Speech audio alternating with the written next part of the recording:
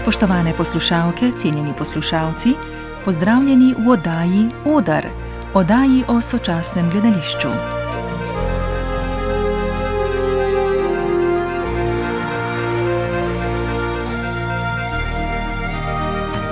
Drage poslušalke, dragi poslušalci, pozdravljeni. V današnji oddaji bomo predvajali posnetek z okrogle mize Snovalno gledališče, razraščanje in esenca, ki sta jo v okviru 60. Borštnikovega srečanja organizirala Društvo gledaliških kritikov in teatrologov Slovenije in tretji program RTV Slovenija, program Ars. Okrogla miza je bila namenjena pogovoru o snovalnem gledališču, za katero je značilno, da ga definira skupina ljudi, ki se odločijo za strukturo oziroma okvir raziskovanja. Snovalno gledališče naj bi torej izhajalo iz skupine in vključevalo osebne zgodbe, improvizacijo, spontanost in tako nasprotovalo hierarhičnemu razmerju režiser-dramatik-igralec, ki ga je vzpostavilo 20. stoletje. Pri nas je tako ustvarjanje vse bolj prisotno tudi na institucionalni sceni. Pogosto pa principe snovalnega gledališča uporabljajo ustvarjalke in ustvarjalci mlajše generacije. Na okrogli mizi so o praktičnih in teoretičnih vidikih snovalnega gledališča govorili Varja Hrvatin, scenaristka in dramaturginja, prejemnica nagrade Slavka Gruma za najboljšo dramatičarko na Tednu slovenske drame leta 2020 in ustvarjalka številnih avtorskih projektov. Njena predstava Vse se je nadaljevalo z Zamrznjenimi jastogi je bila uvrščena v spremljevalni program letošnjega Borštnikovega srečanja. Ula Talja Polak, študentka dramaturgije na AGRFT, kjer je tudi prodekanja študentka. Deluje kot praktična dramaturginja in je bila dramaturginja ter soavtorica predstave Kje mi živimo v režiji Bora Ravbarja. Ta predstava je bila prav tako uvrščena v tekmovalni program letošnjega Borštnikovega srečanja. Tretja govorka na okrogli mizi je bila Zala Dobovšek, dramaturginja, teatrologinja in kritičarka ter docentka na AGRFT v Ljubljani. Ukvarja se predvsem z družbeno-kritično umetnostjo, njena doktorska dizertacija na temo gledališča in vojne je dobila knjižno obliko. Zala Dobovšek je tudi urednica portala Kritika. Blaž Lukan, docent za dramaturgijo in predstojnik oddelka za dramaturgijo in scenske umetnosti na AGRFT. Deloval je kot praktični dramaturg in kot gledališki kritik, je avtor strokovnih knjig in znanstvenih razprav, predvsem na temo performansa in plesne umetnosti. Z nami pa je tudi v vlogi lanskega selektorja 59. festivala Borštnikovo srečanje. Blaž Lukan je na vprašanje, kje lahko najdemo začetke snovalnih principov v Sloveniji, odgovoril takole.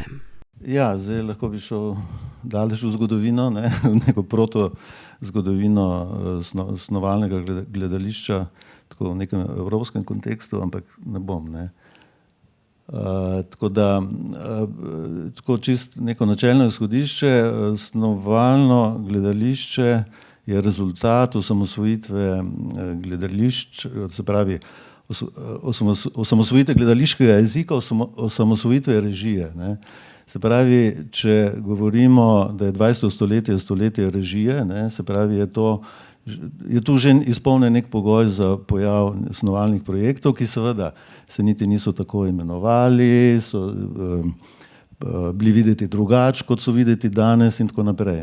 Ampak enostavno, ko se je status besedila, dramskega besedila kot predloge, kot uprizoritvene predloge spremenil, lahko govorimo potem o, snovanju v gledališču. Ampak ta proces je bil seveda daljši, skozi celo 20. stoletje, vse tam, oziroma vsaj do 60. let, ko spet teoretičen pojem, performativni obrat, ki spet spremeni odnos do literarnega oziroma dramskega besedila in preusmeri pozornost v sam dogodek, v telo, v gledališke znake, v gledališki jezik. Pri nas je v bistvu o tem obratu performativno lahko govorimo konec 60. let, s Popiljo, z gledališčem Popilje, Ferkeverk, recimo njihova žlahtna plesna oziroma njihovi projekti so absolutno snovalni projekti že. Šel sem malo gledati, kako je bilo recimo v teh eksperimentalnih praksah pred Popiljo, kot vemo, eksperimentalno gledališče ad hoc, Oder 57, ampak v bistvu tam še ne najdemo te vrste projektov. Gre za uprizarjanje dramskih besedil, Mogoče neke sledi najdemo, o tem tudi kolegica Barbara Oro piše v svoji zadnji knjigi, v večerih poezije. Ne, se pravi, in Oder 57 in eksperimentalno gledališče, ne, so potem tudi gledališče Pekarna je potem s tem nadaljevalo. Ne, to so bili literarni večeri, ne, kjer so predstavljali poezijo ali sodobnih slovenskih pesnikov ali pa recimo tudi Cankarjevo literaturo. Recimo. In to so bili dogodki, ki so bili opremljeni z nekim performansom, no? Se pravi, več kot samo literarni večer, branje, linearno branje poezije. Seveda, zdaj temu ne moramo reči neposredno snovalno gledališče, ne? Ampak gre za neko svobodno formo. Ne? Tu so teksti, poezija, pesmi so ostale take, kot so bile napisane, ne? Ampak so bile uvrščene v nek performativni kontekst. Ne? Tako da en pogoj je že bil izpolnjen, ni bil pa izpolnjen pogoj, da pogojno. Vse to ni izrecen pogoj snovalnega gledališča, da tekst nastaja sproti, če sploh nastaja. Ne? No, potem po Pili, ker izrecno, vemo ta znamenita izjava, da je to konec smrt literarnega gledališča na Slovenskem, ne? V gledališču Glej in Pekarna najdemo kar nekaj projektov, ki bi jim lahko rekli že snovalni, recimo Limite. To je bila predstava, ki je režiral Zvone Schädelbauer, tekste je sproti pisal Milan Jesih, ne? In tem sta objavila, oziroma napisala in objavila tudi tekst, ki je potem ponatisnen v antologiji Svobodne roke, če bo koga zanimalo. Ne? In to je v resnici snovalni proces bil. Ne? V Gleju je recimo Spomenik G, ne, je zanimiv projekt, ki se je začel na podlagi dramskega besedila Bojana Štiha, ne, ampak to besedilo je s časoma odpadlo, ostalo je samo nekaj stavkov, fraz, poudarek pa se je preusmeril na igralko. Jožica Avbelj. In nek podoben proces kot pri gledališki uprizoritvi, ki je mogoče bila inspiracija za poimenovanje snovalno gledališče, ne, se pravi IBI, ki je tudi začela nastajati na podlagi besedila in potem je to besedilo odpadlo in je potem nastalo pa seveda neko drugo besedilo po tej snovalni poti. Ne. Dobro, tudi v gledališču Pekarna najdemo še, ne vem, Gilgameš je en tak primer, ki je, seveda gre za mit, ne, ki je tudi bil ubeseden, ne, ampak je sama predstava nastajala ja, lahko bi rekli na snovalen način. Potem pa po Pekarni in Gleju, dosti kmalu, Slovensko mladinsko gledališče, recimo že znamenita Misa, ki sicer nastala po grobnici za Borisa Davidoviča, Danila Kiša, ne, ampak kljub vsemu gre za montažo zelo različnih besedil, ki je izrazito snovalen projekt in potem še naprej lahko najdemo tam kar nekaj teh projektov. Se pravi, pogoj je sprememba statusa dramskega besedila, ki kar naenkrat ni več v ospredju, o tem bomo najbolj še govorili, seveda. Poti potem v samem snovalnem procesu so lahko različne, lahko na podlagi tega procesa nastane novo besedilo, ki deluje kot dramsko. Ne, prav v zadnjem času sem bil presenečen, ko sem gledal projekt 1973, te dodekalogije Tomeja Janežiča. Ne. Nisem si prej natančno pogledal zasedbe, ne, in avtorjev in tako naprej. In jaz gledam, rečem, super, tekst je Simona napisala, ne? Ker sem slišal, da Simona Semenič sodeluje pri projektu, potem sem seveda videl, da ni Simone, da je to tekst, ki je nastal na podlagi procesa, besedil, ki so jih prinašali sodelujoči, igralci in je potem režiser to nekako zaokrožil, vsaj kolikor sem slišal. Ne? No, druga pot je pa seveda snovalni projekt, ki besedila ne proizvede, ne? In tudi ne nastane na podlagi nekega besedila, ampak popolnoma nekih drugih postopkov. Toliko za začetek. V bistvu se bom vrnila na omembo kralja Ibija. Zala Dobovšek, v svojem delu Kralj Ibij šok snovalnega gledališča v nacionalni instituciji ste z Majo Šorli uveljavili pojem snovalno gledališče, ki je v bistvu prevod angleške različice device theatre. Pa me zanima, kako se ta pojem prekriva z definicijami raziskovalnega, eksperimentalnega, skupinskega gledališča ali pa recimo avtorskega projekta. Ja, to mejo ni tako enostavno najti, tako da na neki točki se vseeno, ker je sama forma je to kompleksna, tako da absolutno ne moremo reči, kje se začne pa kje se konča snovalni princip. Se pravi, ja, Kralj Ibi je bil leta 2015, se mi zdi, to je v bistvu zdaj že 10 let. No in je zanimivo, ko gledam, da je v bistvu ta prelom, ki se je zgodil znotraj institucije, ne, tudi v bistvu potem naju z Majo kot avtorici do neke mere toliko angažiral, da so si rekli, zdaj pa mogoče že res čas, da prevedemo, ne, pač ta gledališki žanr oziroma princip dela.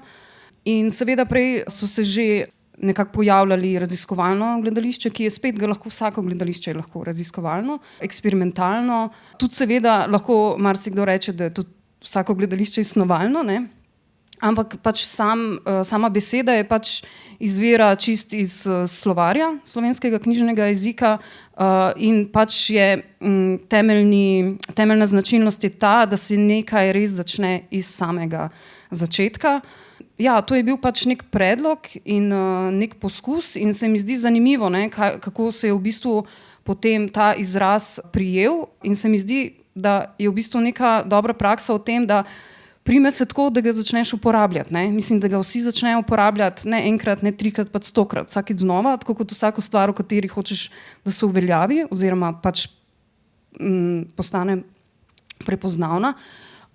Seveda so tudi bili komentarji koga, ki se s tem ne strinja s tem izrazom, pa ga potem vprašaš, kaj pa je tvoj predlog, pa nima predloga, pa je tako okej. Mislim, zdi se mi zanimivo, ne, kako je v bistvu tako, zdaj, ko malo gledam z distanco, ne, mislim, ta princip, tako kot je že Blaž zdaj govoril, je v bistvu bil seveda, ne, ima že svojo zgodovino, ne, ampak se je s to uprizoritvijo v drami res pač zgodila neka prelomnica, ki v bistvu učinke čutimo še danes, ker v bistvu vidimo na nek način ne samo porast, ampak celo prevlado. Sploh zdaj, ko sem tudi v funkciji selektorice tedna slovenske drame, pa mogoče to kasneje. Tako da ja, se je zdaj pač ta snovalni čist na neki jezikoslovni ravni zelo na mestu. Hkrati smo pa v tem članku želeli tudi opozoriti na to, da progresivna forma še ne pomeni progresivne reprezentacije in to se mi zdi nekaj, na kar moramo biti pozorni tudi še danes, da nas ne sme preveč zavesti ta demokracija v narekovajih znotraj procesov in to se je pač žal na nek način pokazalo tudi pri Kralju Ibiju. Ne. Naredil je neke ogromno tektonske premike v smislu dinamike, ansambelske pa samega procesa v drami, ne, ampak na reprezentaciji likov in reprezentaciji žensk je bilo pa zelo anahrono in problematično. Ne. Mislim, zdaj prevod seveda absolutno ni dobeseden, ne, ker je težko in nemogoče na nek način to prevesti. Predvsem pa se mi zdi, da je ogromno še enih teh prevodov, ki nas čakajo. Ne. In se mi zdi, da bolj ko čakamo, bolj pač čakamo in da je pač čim prej treba se odločiti za neke termine, ne, ki seveda potem ni nujno, da so vedno dobro sprejeti, ampak če so na mestu, ne, potem je odgovornost vseh nas, da ga začnemo uporabljati. Ne.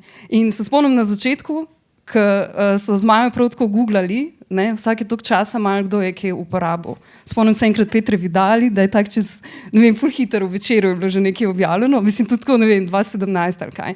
In se nam je zdelo, ja, tako v redu, ja. To mogoče. Zdaj pa se usmerjam malo bolj v praktični del. Varja Hrvatin, vaše predstave so velikokrat označene kot avtorski projekt, oziroma se velikokrat podpisujete pod njih kot avtorica koncepta in besedila. Večinoma dela, ki jih ustvarjate, temeljijo na interakciji med občinstvom in igralci in tematizirajo internetno in pop kulturo in socialne medije, kot recimo Sukeban, Zelda, Ikigai in pa najnovejša predstava Vse se je nadaljevalo z zamrznjenimi jastogi. In pri tem tudi veliko sodelujete s programerjem Jurijem Smrkejem. Pa me zanima v bistvu, kako nastajajo vaša besedila oziroma besedila v vaših predstavah, kjer v bistvu združujete toliko različnih medijev in virov. Besedila nastajajo v bistvu sproti in zelo po nekem kolažiranem principu, tako da zdaj, če se navežem na to sodelovanje s programerjem, je v bistvu pač zame to na nek način izhodišče, ker te avtorski projekti, ki jih jaz delam, ponavadi vedno izhajajo iz neke nekega novega poskusa, kako interaktirati s publiko oziroma kako ustvariti nek drug princip sodelovanja publike in tega, kar se dogaja na odru. Tako da je to v bistvu vedno izhodišče, ki se navezuje pač na neko temo, vsebino. In je v bistvu to ogrodje. To je na nek način strukturni format predstave, potem pa pač besedilo v bistvu zelo v neki podrejeni funkciji pač nastaja sproti in se nekako umešča v to strukturo. Kar pa je v bistvu najbolj zanimivo mogoče pri nastajanju teh besedil je to, da je vedno na nek način prvo besedilo, ki nastane, v bistvu navodila za to interakcijo, ki se v predstavi zgodi. Se pravi, pač glede na to, kaj je ta interaktivnost, ki se pojavlja, je v bistvu vedno najprej pač treba ugotoviti, kako bomo to skomunicirali s publiko, da to uporabljajo in potem se na nek način vse sestavlja okrog tega. Zdaj pa čist, koliko so vsi vpleteni, mislim, da besedilo je res vedno nametanka iz vseh sektorjev, vsak nekaj prispeva, je pa res, da pač sem jaz na koncu nek zadnji urednik oziroma urednica tega, kar nastane. No. Ula Talija Polak, vi pa ste bili dramaturginja v predstavi Kje mi živimo, ki je lansko leto nastala v režiji Bora Ravbarja v Slovenskem mladinskem gledališču. Pa me zanima, kakšna pa je bila vloga dramaturginje pri ustvarjanju te predstave, kako je nastajalo besedilo in kakšno je bilo razmerje med dramaturginjo in režiserjem pravzaprav in ostalimi sodelujočimi. Ja, se mi zdi, da je specifika tega projekta je bila, da je prvo smo se prijavili na razpis, ki ga je razpisal Slovensko mladinsko gledališče, ki je imel pač neke določene pogoje. In štartala sva v bistvu z režiserjem tako, da je Bor Ravbar me poklical pa rekel, da si želi delati predstav o stanovanjski problematiki. Tako da sva pa v bistvu iz tega izhajala, ker je bila pa specifika to, da sva v bistvu oba skupaj oblikovala nek koncept že v bistvu 1 leto pred začetkom, ne da bi sploh vedela, bo zdaj sprejeta na ta razpis ali ne. In v bistvu sva že v razpisu predvidela neko osnovno strukturo, se pravi te predstave, ki pa izhajala iz same stanovanjske problematike. Se pravi, v bistvu prizoritev je sestavljena iz 2 glavnih delov. Prvo je v bistvu posvečeno temu prostemu stanovanjskemu trgu, kjer so za izhodišče pač bile zgodbe, ki smo jih nabrali prek neta, prek razpisa, se pravi različne izkušnje ljudi, ki so se srečali z prostim stanovanjskim trgom. In pri tem smo tudi izhajali veliko iz lastnih izkušenj in izkušenj, ki smo jih slišali, predvsem pa tudi v bistvu iz izkušenj igralk in igralcev. Zato, ker smo imeli zelo različne generacije v bistvu ljudi, ki so živeli pač tudi v prejšnjem sistemu in so na nek drugačen način čutili pač reševanje te stanovanjske problematike. Tako da v bistvu je bila to neka baza, kjer smo itak malo ugotovili, da se te zgodbe vsaj v neki strukturi oziroma dramaturgiji nekako ponavljajo. In pol smo v bistvu prek tega kombinirali in iskali različne fokuse. Tudi ugotovili smo, da je v bistvu stanovanjska problematika velikokrat povezana tudi z drugimi pač družbenimi problemi, kot je recimo pač ksenofobija, homofobija in tako naprej. Ker smo pol probali res najti čim več različnih teh aspektov in jih skupaj pač sestaviti na tak način, da je bilo čim bolj reprezentativno, s čim vsem je povezana ta problematika. Tako da to je pa izhajalo kot neka baza, potem je pa pač na vajah so igralke pa igralci prinašali tudi neke svoje materiale, ali smo iz te baze črpali za neke pač informacije ali pa neke parametre za vodenje improvizacije. In na koncu smo v bistvu pač to skupaj kolažirali, čez poletje smo bolj natančno te improvizacije transkribirali, jih prenapisali, tudi na novo napisali neke druge situacije. Tukaj smo delali skupaj še z sodelavko za pisanje Elo Božič, pa skupaj z režiserjem.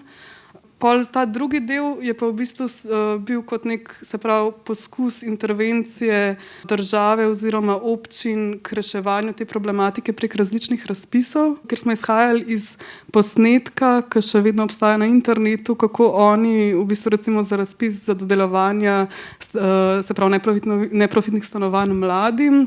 Imaš posnetek, kjer je pač neka zlata kletka, kjer pol to javno žrebajo med vsemi pač temi ljudmi, ki kandidirajo, ki imajo dovoljšno številko točk in kako to se pol javno razglasi in to se tudi live streama, ker smo v bistvu pol po nekem principu fiction faction to spremenili v nek reality show, kjer smo pač poskušali pol na nek pač dati to dimenzijo tudi neke, se pravi tudi nekih reality showov, ki se v bistvu nekako tržijo tudi s temi stanovanjskimi problemi pa s temi pač v bistvu tragedijami ljudmi, ki pač nimajo nekih osnovnih pogojev za bivanje. Tako da to je pa v bistvu ta del je pa čez poletje postal, je čez poletje nekako nek scenosled nastajal, ki je bil kot neko izhodišče, kjer so bili že deloma recimo neko prizoritveni tekst, na katerem smo pol pač delali do konca procesa. No. In potem ste skupaj z režiserjem napisali besedilo. Ja, mislim, v prvem delu procesa smo nabrali te materiale, se pravi tudi improvizacije, kjer so bile pač kjer je bil že nek tekst, pa smo ga pa organizirali ali pa pač prenapisali, na novo napisali in strukturirali v pač neko sosledje. Kler bo tudi ful pomembna komponenta to, da v bistvu ima prizoritev več krajev, pač, kjer se dogajajo prizori in pol smo v bistvu iskali pač neke linije in v bistvu teh likov, ki se pojavljajo v tej predstavi. Mislim, veliko nekih prizorov je res izhajalo iz teh improvizacij, eni so izhajali iz njihovih lastnih pač avtorskih prizorov, ki so jih prenašali, pač mogoče kakšne par prizorov je bilo pa na novo napisanih, ampak ne pa vseeno, ja.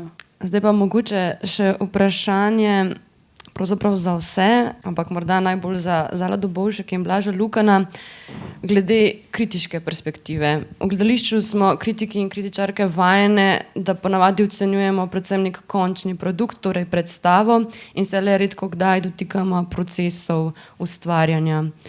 Je v bistvu fokus na rezultate nek fenomen sodobnega časa, ali je bila nekako gledališka kritika vedno takšna, kako bi izgledalo, če bi dejansko vključevali v kritiko sam proces ustvarjanja?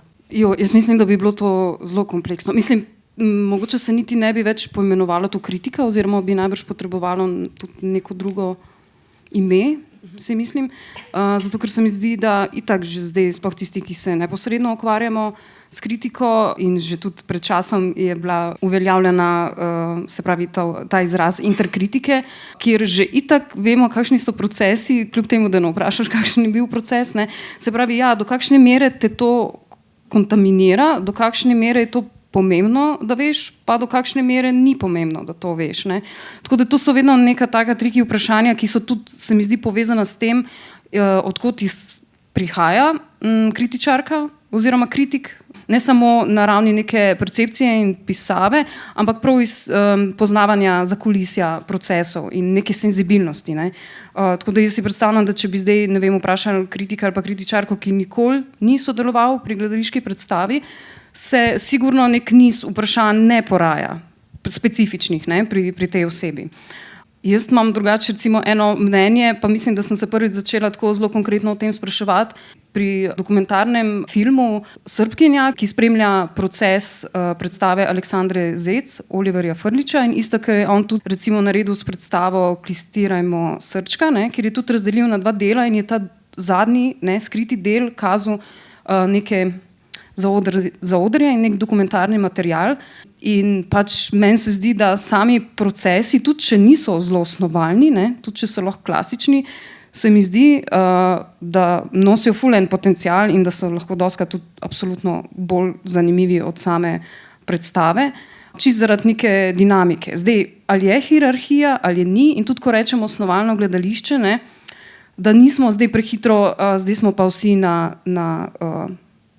mislim, da tudi ni ideja, da smo na istih oziroma na istih pozicijah. Meni se zdi najbolj bistvena perspektiva, ki je hkrati tudi na nek način najbolj ranljiva, seveda, da se štarta iz neke iste točke nevednosti.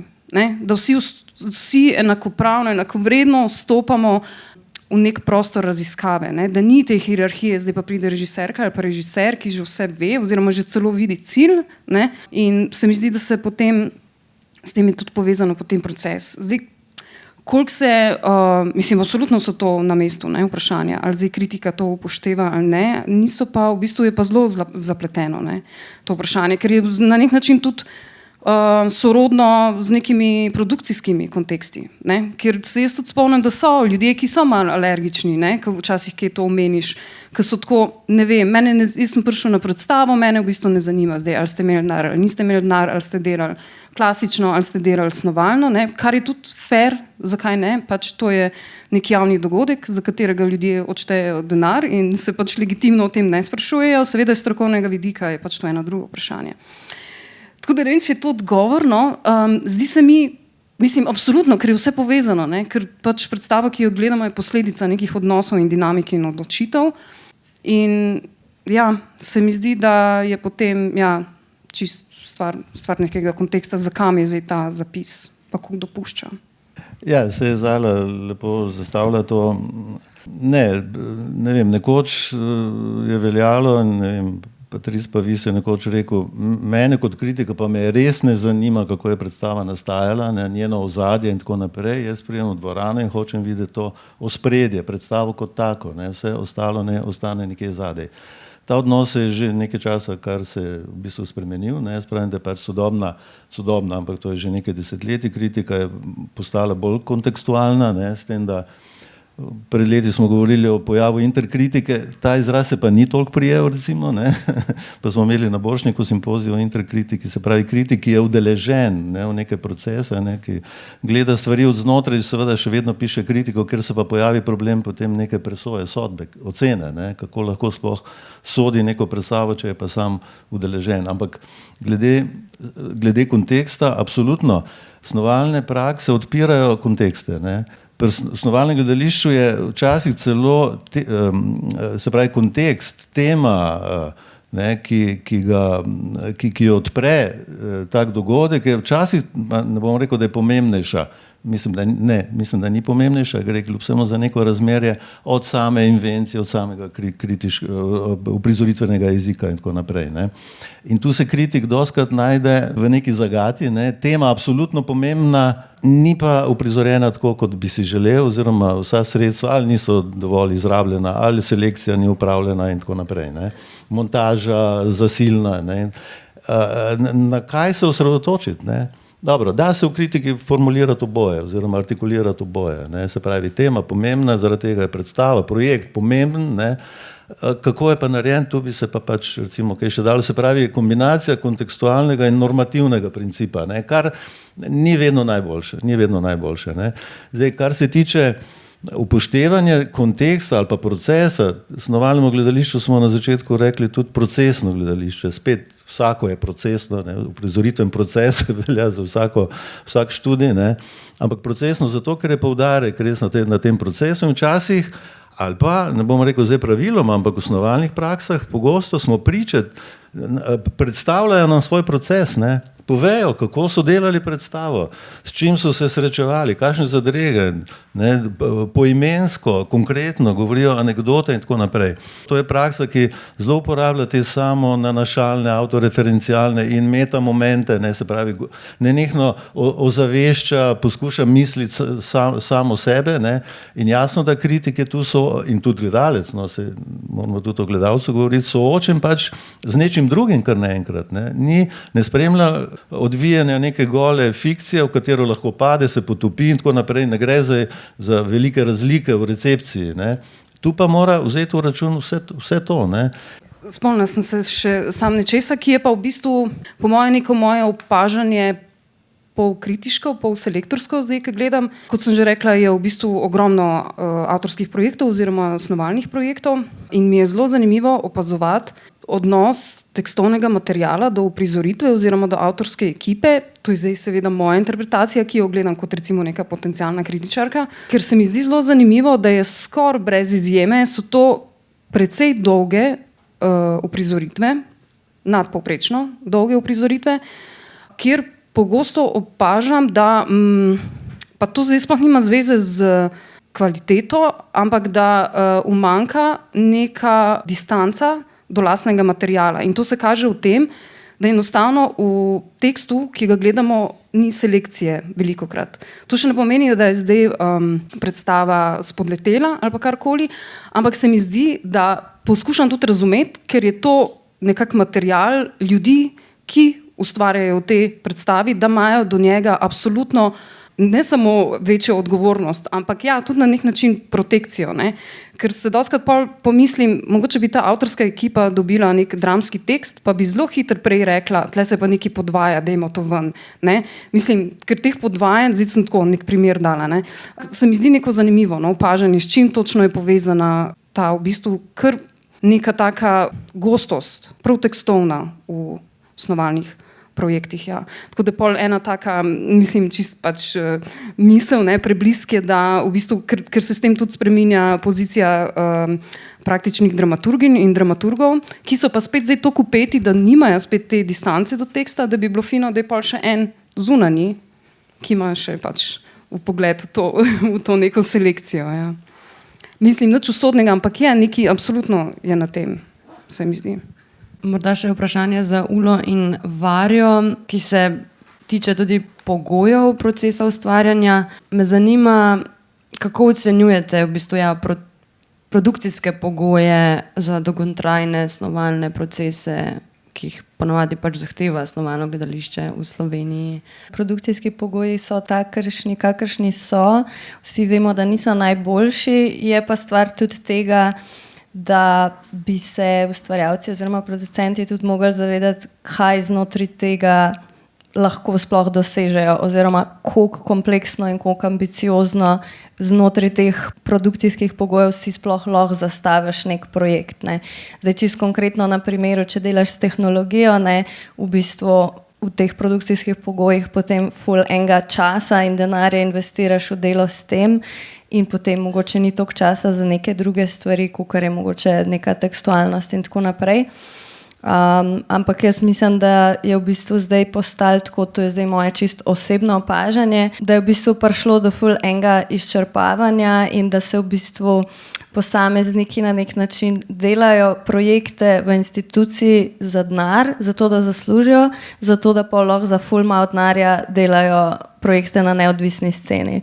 Se pravi, v bistvu grejo v institucijo zato, da si lahko financirajo delo, ki je pač slabše plačano in ima slabše pogoje na neodvisni sceni, kjer pa pač si lahko mogoče privoščiš neke bolj, ne vem, eksperimentalne stvari. Ne.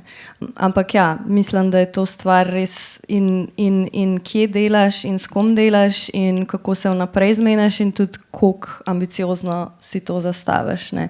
Se mi zdi pa, da se vse generacijsko stvari spreminjajo, no, se mi zdi, da se je zdaj ful, vsaj pri mlajši generaciji, kar jaz opažam, ful v bistvu pojavlja neka želja in tudi ambicija, da vsi znajo tudi več drugih stvari delati, se pravi, da imaš v bistvu igralce, dramaturge, režiserje, ki že oblikujejo luč, ki oblikujejo ton, oblikujejo video, se pravi, se učijo pač nekih v bistvu že tehničnih aspektov delanja predstave, lih zato, ker si pač tega ali ne morejo privoščiti, ali pa ker je to v bistvu tudi del samega načina dela oziroma procesov, tako da meni se to zdi ful zanimivo in se mi zdi, da se to čedalje več pojavlja, no?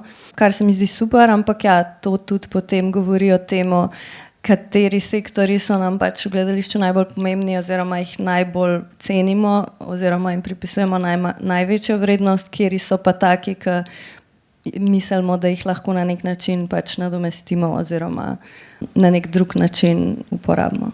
Mislim, da pri snovalnih pač projektih ni nujno, da vedno nastajajo tudi kolektivno oziroma skupinsko in se mi zdi, da je tukaj ful pomembno tudi se pogovarjati, da recimo, če nastajajo kolektivno, se pravi, se to avtorstvo recimo bolj deli, se pravi, igralci, igralke tudi prinašajo veliko svojega materiala, pride v bistvu tudi do vprašanja zdaj nekega pač tudi razmerja itak avtorstva, kako se to avtorstvo zapiše in drugo tudi, kako je pač čist v razmerju honorarjev, ne? In tudi tega, kako recimo pač so angažirani igralke in igralci recimo v teatru, kjer so mogoče snovalni projekti velikrat lahko bolj izčrpujoči, kot recimo, če pač delaš uprizoritev, ki izhaja iz dramskega teksta, ne? Poleg tega pa pač, glede na to, da pri snovalnih projektih velikrat gre, da moraš ti samo strukturo iznajti oziroma jo sproti snuješ, to vzame vseeno veliko več časa, kot recimo pri dramskih tekstih, kjer imaš pač neko strukturo že kot izhodišče, pa tudi če jo pač rušiš ali pa če se drugače opredeljuješ do nje ali pa jo sam poudarjaš, je to čist časovno tudi zelo drugače in glede na to pač bi verjetno mogli tudi začeti razmišljati in se pač pogovarjati o nekih pač tudi ekonomskega vidika, se pravi o nekih razmerih honorarja, tudi pač in avtorstva, no. No, to sem se sam hotela navezati to, kar je Ula že začela govoriti, ampak tudi recimo, kar se meni zdi zanimivo, da recimo zdaj, ko se avtorski projekti pojavljajo v instituciji, se igralci ful bojijo tega, zato ker jih je strah tega, da bojo mogli delati tudi doma, a ne. Kakor da v bistvu avtorski projekt predvideva, da ti ne delaš na vaji, ampak da delaš pač čez vikend, narediš prizor in pa ga na vaji pokažeš. Ampak se mi zdi, da se to vzpostavil že kot problem, ker pač je dost avtorjev, ki delajo na ta način, da v bistvu v, se pravi, urniku vaj oziroma delovnem času v bistvu sploh ne snujejo, ampak v bistvu samo kažejo in komentirajo to, kar so v bistvu igralci oziroma člani avtorske ekipe snovali doma. Kar je pol vprašanje, mislim, če si ti plačan za to delo v tem urniku, zakaj bi pol v bistvu realno snoval sam doma, ne? Se pravi, se v bistvu to snovanje na nek način preseli v bistvu v tvoj prosti čas, plačan si pa za to, da sam pokažeš, kaj si dejansko naredil. In tle se mi zdi to ful problematično in mislim, da tle to, kar je tudi Ula rekla ekonomsko, ne, mislim, recimo za igralca, ki je na plači, je to drugače, kot nekoga, ki je samozaposlen, ker pač nekdo, ki je samozaposlen in je v snovalnem procesu, v prostem času verjetno dela še kaj drugega, zato da lahko preživi, ne. In je tle v bistvu vprašanje tega, da gre tle za dvojno delo, ampak v resnici pač za en honorar, ne. Sam nekaj bi dodal, nekaj čisto zanimivega se je pokazalo. Ja, problem avtorstva odpirajo pač ti avtorski projekti. Nismo zdaj še tega razmerja nekako načeli. Snovalno gledališče, avtorski projekt, ne gre za enačaj, ne. Avtorski projekt je lahko seveda tudi na nek drugačen način nastaja, ampak zelo pogosto, skoraj praviloma uporablja snovalni princip, ne. Veš, se pravi, mi govorimo o snovalnem gledališču, o snovalni scenski, o prizoritveni praksi in o snovalnem principu, ne, ki se lahko pojavlja celo znotraj dramske uprizoritve. Nek, ne vem, improviziran del, nek del prepuščen čist hipu izvedbe, ne, participacije in tako naprej. Se pravi, gre za snovalni princip, ampak okvir je pa nek drug. Če govorimo, da so snovalni projekti ali pa avtorski projekti nek znak časa ali pa nekih generacij, ne, in če govorimo, da lažje nastajajo v nekih neformalnih, neinstitucionalnih okoljih, se mi je pa pač nek zanimiv paradoks pokazal, ker sem za nek drug namen pregledal, recimo, to je pač seveda reprezentativno, ni to pregled cele sezone, ne, ampak 2 tekmovalna programa lanskega in letošnjega Borštnikovega srečanja, ne, med 24 predstavami jih je 12 takih, ki jim lahko rečemo avtorski projekti. Niso vsi podnaslovljeni, eni so izredno avtorski projekti, eni so, ne vem, tudi snovalni projekt, mislim, da noben ni podnaslovljen, ne, ampak v glavnem gre za projekt, lahko jih pač definiramo, no, na podlagi kolektivnega ustvarjanja, kolektivnega avtorstva, besedila, ki se sproti formira in tako naprej kot snovalne prakse oziroma kot avtorski projekti, ampak od teh 12, ne vem, zdaj sem pozabil, ampak mislim, da jih je 10 nastalo v inštituciji, kar je nenavadno, ne? Glede na to, da govorimo, da rabiš več časa za to. Snovalni projekti so celo projekti, ki razbijajo neke ustaljene hierarhije, preoprašujejo neka stalna razmerja, tudi tako znotraj gledališke produkcije, kot v tem nekem širšem družbenem smislu, ne. Pogosto so, ne vem, autofikcijski, identitetni in tako naprej, ne. Se pravi, gre za nekaj, kar včasih celo res krši pravila neke gledališke inštitucije, ne. Ampak kljub vsemu nastajajo pač večinoma znotraj inštitucije, ampak tu en del odgovora je to, kar si ti, Varja rekla. Ne. Po drugi strani pa zdaj, moji konzervativni kolegi, pa so mlajši od mene, bi rekli, to je samo trend, to je itak samo trend, ki bo minil. Ne. Se pravi, gledališča se pač podredijo, ne. Gre za neke vrste trg, ne. To so projekti, ki so zdaj uspešni, ne. Ki jim gre dobro na trgu, na festivalih, dobivajo nagrade in tako naprej. Mislim, da je to malo površno gledanje, ne bom rekel, da ni možno. Ne. Tako da bi bilo ta fenomen potrebno, mislim, še malo globlje premisliti, no. Mi se ga lahko tu samo dotaknemo. Ne. Se pravi, niso stvari tako, samo tako preproste ali pa samo na neki površini. Ne. Zakaj res tak porast snovalnega gledališča v zadnjih letih? Kako bi to komentirali? Ja, razlogov je najbrž več. Mislim, kot rečeno, obstaja itak že, kot smo omenili, v gledališki zgodovini naši in v našem okolju.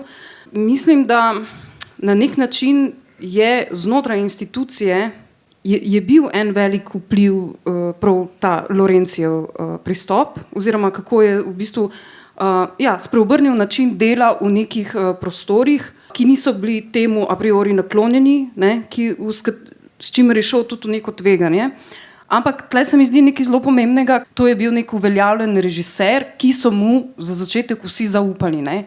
Zdaj, zakaj so mu zaupali? Ker je takšnega spola, kakršen je, ker je pač ne tako. In se mi zdi, da je bilo to povezano tudi z nekim zaupanjem, takrat, ki ga je nekdo, seveda, ga moral si zgraditi, da je šel v neko zelo atipično okolje s tem principom. In se mi zdi potem, zdaj, če bi bolj natančno gledali, kako v bistvu se potem ta plas na nek način usul, postopoma sicer, no, tako da je prišel dan danes do tega, da je v resnici v porastu, ne, ampak ima zelo ene take logične stopnice, ne, do tega.